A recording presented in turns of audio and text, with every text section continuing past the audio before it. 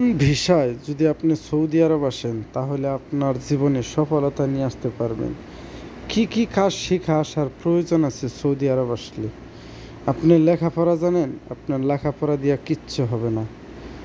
আপনার যদি কোনো কাজ না জানেন, খালি লেখাপড়া দিয়াই যে আপনি ভালো একটা কোম্পানি পাবেন, ভালো একটা চাকরি পাবেন, ভালো একটা বেতন হবে, সৌদি আরব কিন্তু এইসব ভিসা পাওয়া যায় না।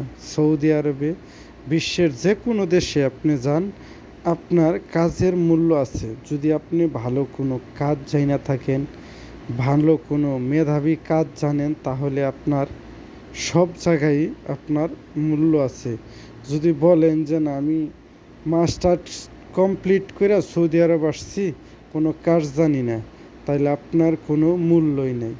আপনি যদি সৌদি আরব আসার আগে, যদি যে কোনো বিশ্বের যে কোনো দেশে যাওয়ার আগে যদি আপনি কোনো কাজ শিখা যান, আপনি নিজের হাতের কাজগুলো যদি আপনি শিখা যান, তাহলে আপনার বেতন ভালো হবে এবং কি আপনার সব জায়গায় যে ইজ্জত পাবেন। আর যদি কোনো কাজ না শিখা, কোনোভাবেই কাজ শিখেন না, কোনো কিচ্ছু করেন না, বেকারত্বয় থাকেন আর ঘোরেন, তাইলে আপনার জীবনে কোনো কিচ্ছুই করতে পারবেন না। আপনার যে সময়টা বেকার বন্ধুদের পাশে খরচ করতেছেন, মানে যে টাইমটা আড্ডা দিতেছেন, ওই টাইমটার মধ্যে যে কোনো একটা হাতের কাজ শিখা রাখেন, যদি আপনার বাহিরে আসার ইচ্ছা থাকে। তাছাড়া কিন্তু আপনি জীবনেও সফলতা নিয়ে আসতে পারবেন না।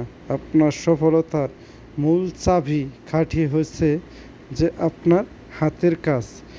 যে কোনো ভাই হোক, যারা এই প্রবাসে আসতে চায়, এই প্রবাসে থাকতে চায়, তারা যদি ভালো হাতের কাজ না জানে, তাদের কোনো মূল্য নাই। আপনি হয়তোবা ড্রাইভিং, হয়তোবা কোনো এসির কাজ, হয়তোবা কোনো কারেন্টের কাজ, হয়তোবা কোনো আপনার হলে ফ্রিজের কাজ, এগুলা কাজ আপনারা শিখে আসেন। হয়তোবা কনস্ট্রাকশনের কিছু কাজ শিখে আসেন। মানে যেসব কাজের সবসময় চাহিদা থাকে, তাছাড়া বন্ধুদের সাথে আড্ডা দিতে খুব ভালো লাগে, বন্ধুদের সাথে ঘুরতে ভালো লাগে, কাজ শিখতে ভালো লাগে না। বাড়িতে থেকে কিছু বললেই হুমকি দিতে পারি যে আমি কিন্তু বিদেশ চলে যাবো, আমি কিন্তু আর এই দেশে থাকবো না। এইভাবে বাপ মায়ের হুমকি দিয়া, বড় ভাইয়ের হুমকি দিয়া এই বিদেশের বাড়িতে আসেন। আইসা আপনার লাভটা কি হয়? কিচ্ছুই না, যে লাউ হেই কোদই।